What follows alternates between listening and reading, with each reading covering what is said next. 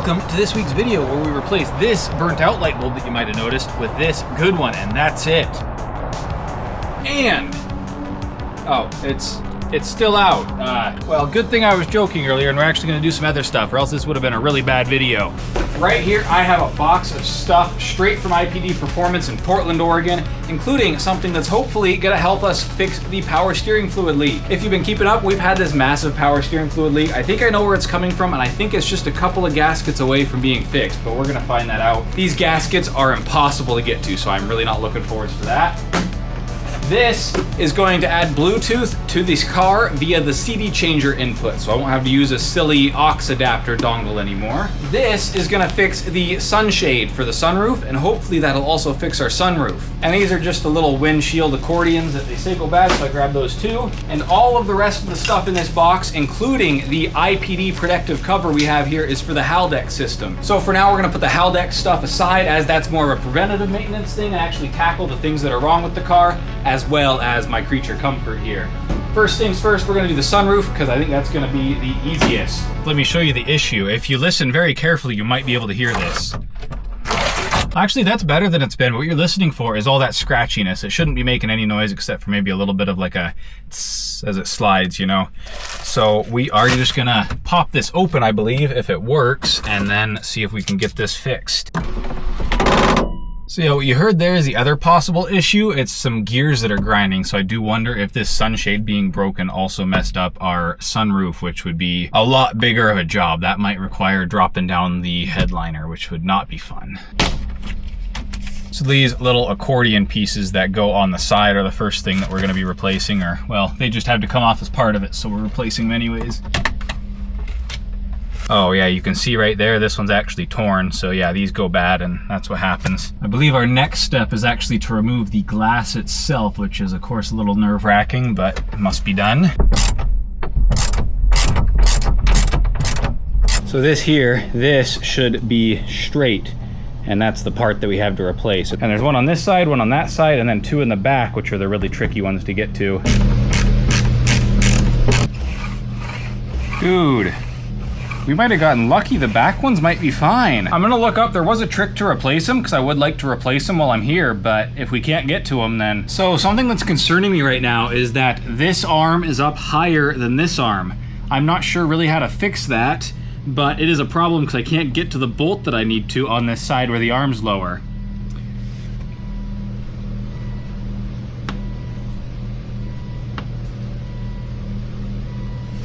Well, now the sunroof isn't doing anything. Oh, the battery's dead. I guess that would explain it. Huh, this one also goes back further than that one. I almost think this is like skipped some teeth on the gear system or something. The worst part is I can't find anything about this issue with the one side being out of sync from the other side online. I don't really know how I'm gonna fix this.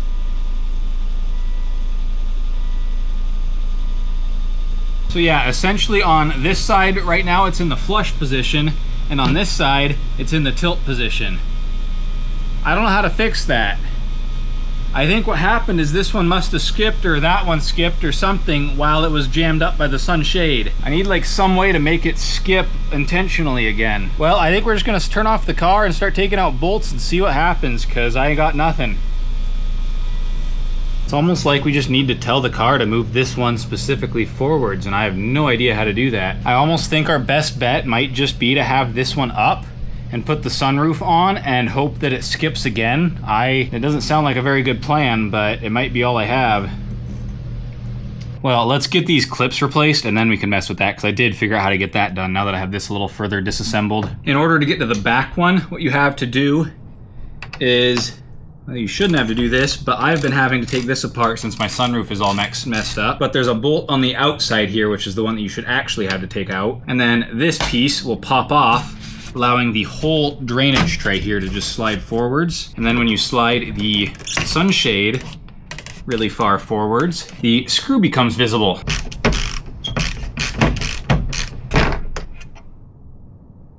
So this is actually the only good clip of the 4 in my sunshade. It has these little plastic bits on it still. Those things come off and then it turns into something like this, where it gets all jammed up and bent. Ah, so I see. Those little plastic bits that are on there actually slide into a little tray down there, and that holds the sunroof in place. I'm not really gonna be able to... Oh yeah, nice and smooth. Let's get the last two thrown in. So the actual way you install these is you just kind of insert them at a downwards angle like that, get them in the groove, and then line them up with the screw hole. Now, oh, now that's nice. If only the rest of the mechanism weren't all messed up. You know, I'm sure that's terrible, but it was getting closer.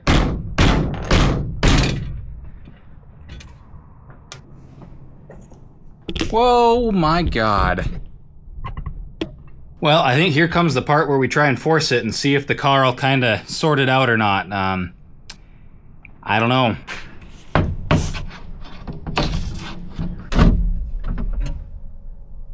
So this is going to come as a shock to everyone, but I think by hammering on that side, it actually forced it further out of alignment with the other one, which is obviously not good. Well, let's see what happens if I start the car back up and start moving it around. You know, they are closer. Let's see.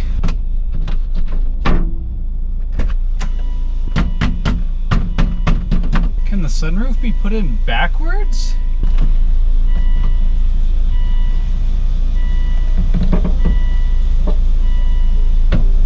My God, today I learned that the sunroof is symmetrical. Now our holes are lining up.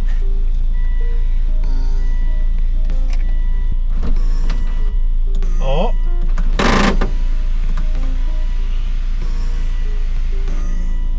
Oh, hell yeah! It did just fix itself.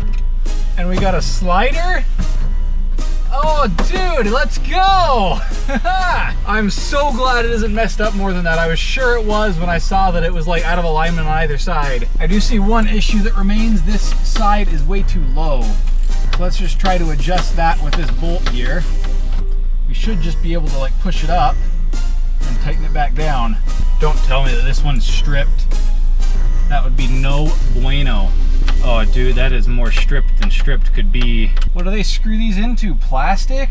No, it's metal. It must just be aluminum or something. Well, we might be helicoiling that. I have a helicoil kit. Let me see if I have the right size. All right, it's been a while since I've had to use this, but it looks like I have quite the selection here. It's literally the smallest size I have, but I think I do have it. Question is, do we need to remove the sunroof? I don't think so. Are any of these others ones stripped, I wonder? Nope, the rest of them aren't stripped. So yeah, if you're doing this, be very careful. Don't strip those guys. For those unaware what I'm doing, this is a helicoil, and essentially you drill it up to the next size, tap it for the helicoil, put the helicoil in there, and then your bolt screws into the helicoil. These things are sort of a last resort. That is some soft metal. Sure wasn't hard to drill out. I don't think it's going to be very hard to tap either.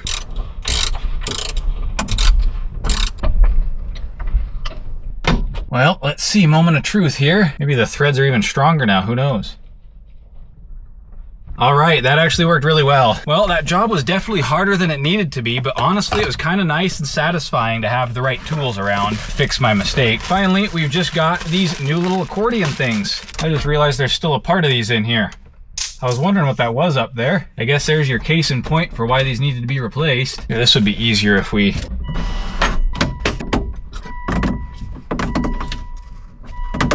Oh my God, someone had repaired this old one with felt. This car was not the best taken care of before I had it, though that's kind of perfect for me because I am certainly abusing it. There is also a piece of that one up in here still somewhere. There it is. There we go.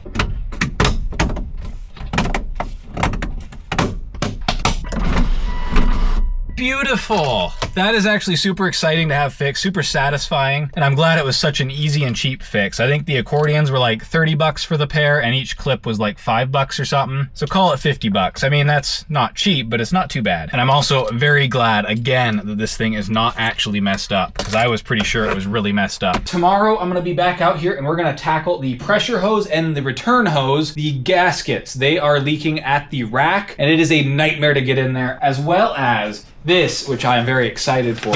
Like I said, this little box right here will add Bluetooth to the car through the CD changer, so it'll come on with the car and everything. Currently, I have a Bluetooth to aux adapter because this car does have an aux port, but it just isn't very good because I have to like turn it on every time I get in the car, and I don't have any of the controls from the car, like skip and that sort of thing. So I'm super excited for this thing. We'll see how the install goes. All of that tomorrow, or just a few seconds for you. I'll see you then.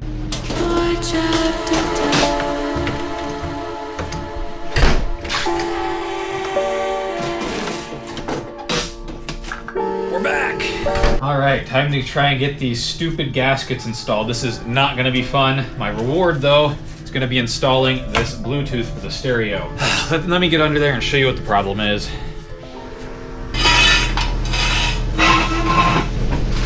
Good opportunity to inspect this skid plate from IPD Performance. We've got a pretty good gash in it right here, and another pretty good one dragging all the way along here. Oh, there's a pretty good one there. This thing's definitely been serving us well. It's a very good purchase if you're gonna off-road your XC70.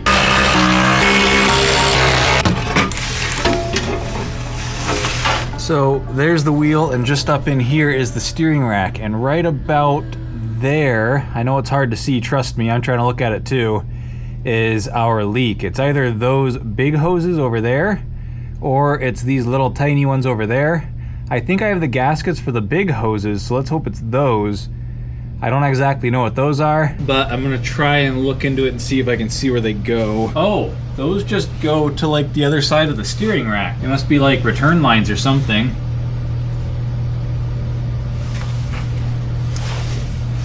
Okay, I'm gonna get out from under the car and do some more research. Issue is that those lines that go from one side of the power steering rack to the other, those seem to be a less common failure point, but that sure is where it looks like the fluid's coming from.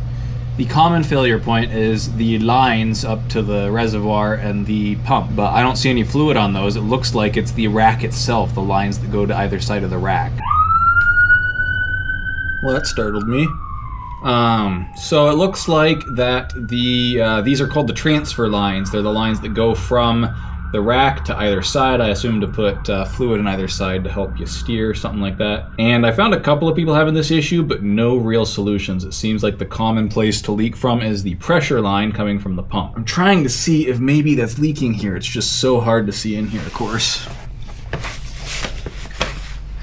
So it might be leaking from the pressure line there, but even if it is, it's definitely also leaking from the transfer lines. I did a little bit of searching. I couldn't find the gaskets for the transfer lines. Kind of sounds like it's a replace the steering rack type of job, which requires dropping this here subframe. I'm gonna do a little more research, but it looks like we're gonna be moving on to the reward without actually solving the real problem under here. Well, I think that's the verdict. These are not the right gaskets for the leak that I have, unfortunately. I'll put them aside, and if I ever get to replacing the power steering rack, then I'll obviously install those. This is really unfortunate. I was hoping it'd be just a cheap few dollar fix for these gaskets, but it's looking like we're leaking from somewhere else. We might go on an adventure to a junkyard and see if I can find a Volvo with the power steering still intact, so I can kind of see what's behind there. Maybe there is some sort of gasket or something that I can pull off or buy or something, but I couldn't find those gaskets online. I don't really know exactly what to do at this point. As always, leave suggestions in the comments down below. I'm pretty sure it's leaking from those transfer lines, not the pressure or return lines. Somewhat unsatisfying. I was hoping this would be my reward for a successful repair, but either way, this thing needs to go in, so we're going to install the Bluetooth kit. Well, I'm just glad we didn't have to helicoil any of those. I think this is going to be pretty straightforward. I don't really think I'm going to need any instructions, famous last words. All right, so first things first, I need to get the radio out of here.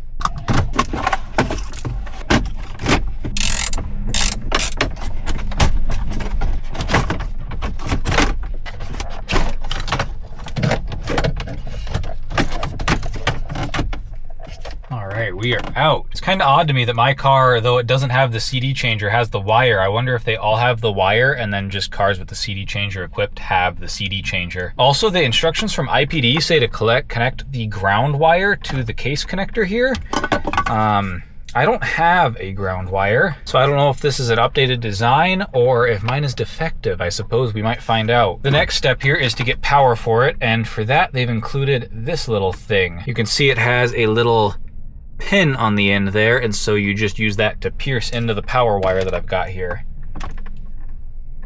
I've never seen that kind of splicer before, interesting. And then this extra wire that I have here, that's for the factory navigation, of which I do not have, so I don't need to bother with that. It sounds like the unit itself goes in the driver's side footwell, so we just need to route that down into it. I'm having difficulty getting this cable down to where I need it to be in the footwell. It kind of just seems like there's enough space for this thing to ride in the console here, so I don't necessarily see why I wouldn't just do that. All right, well now it's the fun part. I got to do some cable routing. Exciting stuff. I need to get this microphone from this area in the center here all the way up to here. All right, I had to get a trim tool because we've got to jam this cable into this A-pillar here. Ah, shoot. It does not want to stay in there. Oh man, this is frustrating. Well, we'll have to see if that actually stays in there for any kind of period of time. Well, that was less fun than I would have hoped, but it is installed. So if you're trying to do this and you watch the official video, they will put the thing kind of under here. I stuck mine right back behind here. There seems to be plenty of room for it, and it's a lot easier than trying to get this stupid piece of trim off. The battery has died again. Let's see if we can get this thing started and test this before we get everything put back together. 10-disc changer. It is not showing up in my Bluetooth settings. I'm almost wondering if that missing ground wire is our issue. Try it without this little part. I don't know if this is like needed. Filter and fuse box, it seems like it would be. Oh, now it's working, so it was something to do with this. I might try putting it back just to see if it does anything, but the skip buttons on the steering wheel work. That's honestly killer just there alone. I love it. Let's try putting this thing back in there and see if it shows up. Okay, yeah, now it is working with this cable in here, so I don't know what was going on at first. I wonder if the play pause works. Interesting, this stereo doesn't actually have a play pause button on it. When you turn off the stereo, it does pause, but then when you turn it back on, it does not resume. That's kind of annoying that it doesn't have a pause button on this stereo. All right, well, it seems like everything is working, so let's turn off the car and put everything back together. So it's going in at the bottom, but I'm having a lot of trouble getting it to actually go in at the top. The best part is I have no way to see in there to see what's blocking it.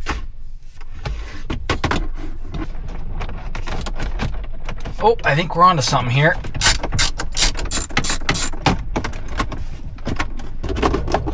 So here was my previous solution. This is a high quality Bluetooth dongle and a high quality audio cable. And this was great, except for the fact that it doesn't turn on when the car turns on. And of course you can't use your skip buttons on the steering wheel. Not to mention the added cables and stuff in my center console here. So this is now going to go somewhere else. If I can find it now that I've dropped it down under the seat. Suppose we should make sure that our system still works. Let's see how the calling works. Hey, how's my sound quality? Fine. Okay, bye. Bye. Why was I waving at her? Well, that's gonna be seriously nice. Thanks so much for watching this video. You know, 2 for 3, that's not too bad. Though, honestly, the biggest issue, the power steering, is the thirds, so kind of a bummer we didn't get that fixed. But we did get this here sunroof fixed, which was kind of weighing on me mentally because I thought it was going to be a bigger job than it was. And we got that Bluetooth thing installed, which is going to be really nice to have on road trips and such. Speaking of road trips, at the beginning of next month, we're going to be going across the state and back, which is about 600, 700 miles round trip. I think those are going to be some pretty good videos with this thing. We're going to be hauling the trailer all the way, bringing a load of wood and a fridge back on it. If you're more into working on the car videos like this one, then we're doing the full Haldex service, which Haldex is the all-wheel drive system for these cars. And on my full rebuild video, everyone, well, not everyone, but a lot of people said I needed to do the service, so I have the parts for that. We're going to be getting around to that here pretty soon. I think that's all I've got. I will see you next week. I don't know what we're going to be doing. Maybe that Haldex service. Bye-bye. This hole is not as big as it looks. For those of you who stayed to the end, check out this piece. This is the breather tube from the differential case on the Subaru. We installed a locker on that thing. I did it myself, but this goes on the top of the differential, meaning I'm gonna have to drop it for like the 4th or 5th time. I don't know what video that's gonna go in or if I'm even gonna put it in a video, but I just wanted to complain about my incompetency. That really is all I have.